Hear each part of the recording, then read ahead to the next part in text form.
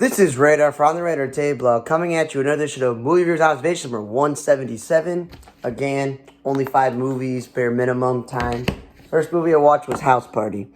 And it's based off what's supposedly another movie that's been done before, whatever the case is. Rotten Tomatoes was like, the critics were like, yeah, this is stupid, but the point of this movie was to have a fun time and enjoy yourself, even if you're not familiar with the two main guys or the other main girl in the movie. You know, that wasn't the point of this movie. And, you don't have to be familiar with all the celebrities in the movie, but there's God knows how many cameos in the black community that were in this movie that I recognized. And Kid Cudi was the main character, and this is supposed to be a fun. 2 dudes. One is really trying hard to support for his daughter, and the other dude is like his friend who always gets him in trouble, and he's getting out of it. They get fired first from their party promotion gig, and then their cleaning gig, and then they say, screw it, we're just going to throw this epic party at LeBron James' house, and chaos definitely ensues throughout the whole night. And yeah, it's just something that you just watch and you have fun and enjoy yourself. That's all I can say. It's not the best movie, it's not the worst movie, but it's a fun, enjoyable ride to watch House Party with all the famous people that are in this movie. Because I recognize one of the dudes who was trying to kill them. He's the coach in the Wonder Years remake, the father of the main character's best friend, who works with the mother of the main character. So I'm like, I recognize that guy. So it was interesting. LeBron, Anthony Davis, Tristan Thompson, the Black Power Ranger. There's just so many people in this movie that I didn't recognize, but other people will. Yep. Then I watched the Little Richard documentary. And the thing about documentaries are, you don't have to pay full attention to the screen because they're showing you old video clips or some old person talking about something that happened years ago. It's just an education about Little Richard that, I don't know everything about, so it's good to learn a few things. Rolling Stones, Beatles, Billy Porter, you name it. There's every kind of person in this movie. A documentary, and it wasn't too long. It was barely an hour and 40 minutes, so I just learned stuff. That's the whole point, so I'll say this. It's a good documentary. Like, you learn something, and it's not horrible. And it's kind of relevant to these times because if it weren't for him paving the way for not just black people, but queer people, the world wouldn't be as where it is now because he opened the doors for a lot of them. Then I watched the movie Fast 10.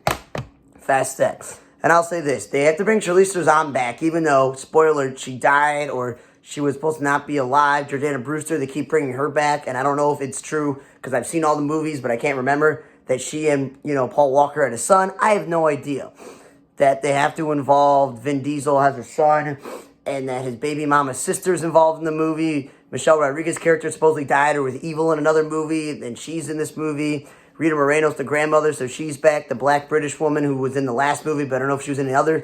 She's in this, and of course you have the banter with Ludacris and Tyrese Gibson going back and forth. What they give to the team, character Han, who we all thought was dead, is alive. Statham, who was a bad guy, but now he's on their side. It's like Dwayne "The Rock" Johnson didn't like them, but he was on their side, and then he's not in the movie.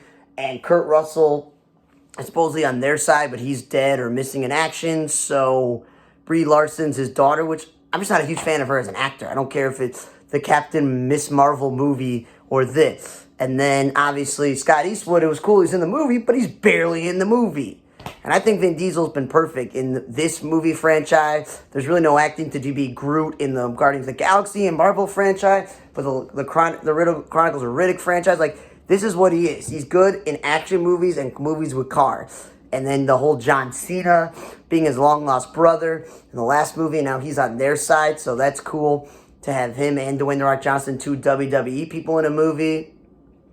And then I was really excited that this Alan Richardson, who I remember years ago being Aquaman on Smallville, and then he was Raphael in the second live-action TMNT movie, and he's Hawk on Titans, and he's right now Jack Reacher, and I think it said he's been in the Hunger Games, that he's in this movie, and I was like, cool, that's really cool to see him. And then again, Helen Mirren, was supposedly like a bad guy with Jason Statham and Jason Statham's brother in the movie, whoever he was, but she's on their side. So they got all these big time names in the movie, and this has to do with revenge. So they literally filmed scenes with Jason Momoa and Alan Rickman and other people and then merged it with footage from previous movies that had Paul Walker and Vin Diesel in them to make this backstory for Jason Momoa. And I'm going to tell you that Jason Momoa could be a bad guy. I never watched Baywatch, but people are telling me on Game of Thrones and other action things that he's been in, he's good in that when he's not doing a lot of dialogue. And I've been over this with you. The reason why Aquaman #1 was a good live action movie, not a great but a good one, is because they limit the amount of dialogue that he has because he's not a dialogue person. And he can be menacing, he can be evil, he can be crazy. Like, that's it. Like, they're making him like a Joker who's like psychotic and he's got these long villain monologues. And he's got all these backstory and all these like plots where I'm like, I don't think he's that smart. No offense, based on his, we're talking about when he acts and play character, to be this smart and this thought out. And again, too much dialogue for Jason Momoa, where he's like crazy here and he's painting his nails and he's doing this and he's wearing this weird outfit. Like, again, he's more like if Darkseid came to take over Earth and he's Kalibak, his son, or he's Steppenwolf, his lead soldier, or even Bane. I know Bane talks, but it's like still the idea that he's a villain who's more about action than talking. Because I felt like they gave him way too much dialogue. And yeah, he was an okay bad guy, but they could have gone with someone, different. But the way that this franchise is going, it's been on the air for so long that this Black British lady gets to be a part of it. Scott Eastwood gets to be a part of it. Alan Richardson and Helen Mirren and Brie Larson and Jason Statham and Jason Momoa now with Charlize Theron and Dwayne "The Rock" Johnson. They're a part of this franchise that literally started with Vin Diesel, Michelle Rodriguez, Tyrese Gibson, Ludacris, the rapper, Jordana Brewster, and the Song Kang guy. And then John Cena's been a part of it. So it's like you get all these people that are finally doing it. It's like when certain actors are finally getting roles in the Marvel franchise or in a DC movie or in the Tom Cruise, Mission Impossible franchise, you've finally seen some of these actors. So for this, it's like cool. A lot of these actors now are getting part of this thing. Another big critic of this movie, the big point is, it's a 2-hour and almost 20-minute movie.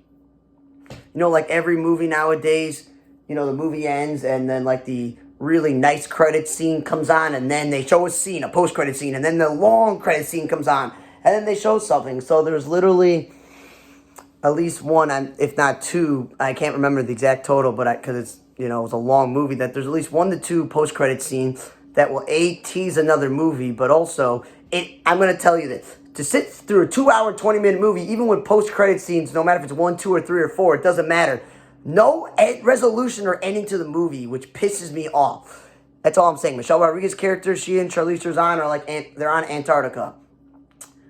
Okay? How are they going to get off? The other characters are like back in London, like what are they going to do? Or they were in the ship and it got shot or something. I don't know. Like, how are you going to like fix that? And Jason Momoa is seen like winning they didn't stop Jason Momoa and they didn't stop Alan Richardson, who's his partner apparently. Like, again, what happened to Vin Diesel? Like, there's just, when the movie's that long and too much special effects and too many actors, you kind of want a resolution and there's not a resolution. Then I watched the movie Air, about the story about Nike signing Jordan, where, Matt Damon plays to like this basketball guru who, Phil Knight, who's played by Ben Affleck, who signs him and hopes to fix the basketball division because Adidas and Converse. So it gives you a little historical background on the history of shoes and all the other stuff and how the companies were formed and what was going on at the time in the 80s. And even though like Chris Tucker's annoying a lot of times, he played the role very well, and he kind of looked like the guy who works for Nike, that like works with the actual Athletes 101. Viola Davis playing the mother, got a lot of screen time. They didn't really show Michael Jordan until like the end of the movie, where what kind of his face kind of looked like, because again, anybody who plays Michael Jordan is gonna have a lot of pressure on him, so it's always behind, to the side, barely zoomed in. The father wasn't that much of a role. Marlon Wayans was barely in the movie, but he supposedly was playing an assistant coach from United States Basketball, who was very apparent in the signing. And Jason Bateman's like this, the marketing guru who's really famous. He did a pretty good job in that role because he's become a good, veteran actor in drama when we know him for comedy. And this Chris Messina, I think, is the guy who's playing the guy actually designing the shoes with the Air Jordan, the logo, and the color scheme. It's a character actor that I've seen before, unless he's, someone else. Unless he's not Chris Messina, he's Peter Strauss. I like Peter Strauss. Like, I don't know. No, it's probably who I thought. It's probably still Chris Messina. But again, every actor in this movie played the part that they were supposed to, and it was well put together. So yeah, I would recommend watching it. It's barely an hour 50 minutes. So I enjoyed pretty much every movie I've watched this week / documentary. Then, let me get to Shazam number 2. I don't care how long this takes. There were rumors that the second movie had to do with Mr. Worm and Mark Strong's, professor, scientist dude who was the one trying to destroy the world the first movie. Because I'm going to tell you this. The post-credit scene, spoiler alert, that has the Mr. Mind Worm got character, the worm, and showing him. The guy in the prison cell doesn't even look like Mark Strong or even sound like him. Were they not able to afford some Mark Strong and they got someone else to do that 2-bit role where they're in the prison cell? Like, the movie was set up so that he was going to be the villain. And then there was rumors of, will Black Adam be in the movie? Because they picked these 3 random goddesses who are like the daughters of this other famous god. And one of them's a high school student and the other one's old Helen Mirren and one's Lucy Liu. Like, and the wizard is dead, but then he's not dead. And I'm still getting over this. In the comic book of DC growing up and all the freaking cartoons, Billy Batson is Captain Frickin' Marvel. Shazam is the name of the wizard, and it's the name when you call for your power. Shazam, lightning comes. Shazam, lightning comes back off. And he bounces around foster home, and he's like an uncle or something that he lives with. He finds a best friend in Freddy, who's Captain Marvel Jr., and he has got a crush because of an injury with his leg. And he's got a huge crush on Mary, who's his older sister, but she's not that much older than Billy, just a little bit older. And she's Mary Marvel. Those are the name of the characters. There's no, let's take this dorky little black girl and make her one of the Shazam, and Megan Good plays her. You take the dorky Asian guy and you make Ross Butler, who was apparently the first Reggie on Riverdale, and then they take the chunky Asian dude and make him into a superhero, and his name is supposedly, I don't even know, it's not even on the back here, because they give the name of Asher Angel and Jack Dylan Grazer, who play the kids, Rachel Zegler, like all these people. Yeah, so the point is, like, there's not these other characters. It's only literally 3 Shazams. So they didn't do the villain that they were teasing. They couldn't do any of the villains they were supposed to do, so they make up this whole thing with these other villains and all these creatures coming in, unicorns. And I have to remember, watching the first one was enjoyable. It wasn't the best superhero movie, it wasn't the worst. I'm just a huge fan of Zachary Levi as an actor from Chuck and everything else he does. And, I have to remember that it's a comedy. Like, Ant-Man's more comical, Guardians of the Galaxy is more comical. This is the comical DC superhero movie, and I just have to accept that. So, in mind that, I still got to remember that there's some dumbness in this movie, immaturity, just stupidness, and it's just also not factually comic book DC correct. Calling them Shazam when it's not the name of the movie. It should be Captain Marvel number 2, Captain Marvel number 1. And the ways they teased Gal Gadot being in the movie, Amanda Waller, the Justice Society, like, this should be a third movie, but with the whole switching over to a new person, the guy from Marvel coming over here and running DC, I don't know if they're ever going to make a Shazam number 3. So that sounds like a good thing the way I'm saying, but I would love to see where it would go if it got a trilogy, if you're going to include other DC characters that are not these characters, and an actual villain that's something that's more realistic to his character more than what they were doing. And of course, I got to give this Djimon Hounsou all the credit in the world. He's in all of these movies and all these TV shows, and he's continuing just to put on a great act. Helen Mirren put on a great. Lucy Liu was good as a bad guy role. But, and again, I'm a huge fan of, like, Adam Brody and Zachary Levi and Megan Good and Ross Butler. But again, a lot of this is just my issues with inaccuracy, the name of the character, the specific characters they chose. It's nice to have family, and it's nice to be like his foster family is finally his family, but not all of them are supposed to have power. So, again, also being like 2 hours and like 10 minutes with 2 credit scenes, 100% there were 2 credit scenes, it could have been better, but it could have been worse. But again, I watched 5 movies / documentaries this week that I actually enjoyed, which is a good thing. It really, really is. Just to be like, I watched Fast X, watched Shazam! Fury of Gods, and I watched Air, and I watched a Little Richard documentary, and I watched House Party, and I had a good time watching all of them. That's really what the goal is when you're watching movies. Thanks again for listening to another edition of Movie Reviews Observation number 177.